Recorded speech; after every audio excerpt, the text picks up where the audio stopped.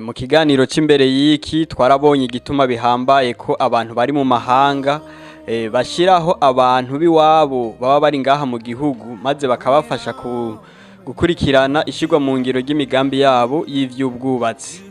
Muri kino naho tugiye kuraba igituma gushiraho inyandiko zanditse zerekana ingene umugambi uzogenda urakurikirana naco ari kindi kintu gihambaye tudakwiye kwirengagiza mu gihe turiko turashira mu ngiro imigambi y'ubwubatsi. Urakoze no kuvuga yuko twagiraniye kandi inyandiko abantu benshi imigambi heniyi barayishinga abantu bisunze gusa ubucuti bw'amaraso atani ikintu canditse cona bakingira.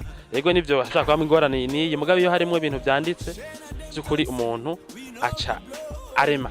Rero abantu benshi bari kwikana kuri internet bashaka bacibaza ati none irishira hamwe twashinga imigambi minini. Uravye umugambi turiko turakora izo bari nk'iyo nzu ya mbere Gitega nini mu buduga. Ego wewe wovuga ati abantu botinya twizigira ku migambi minini nazo turiko turawutunganya.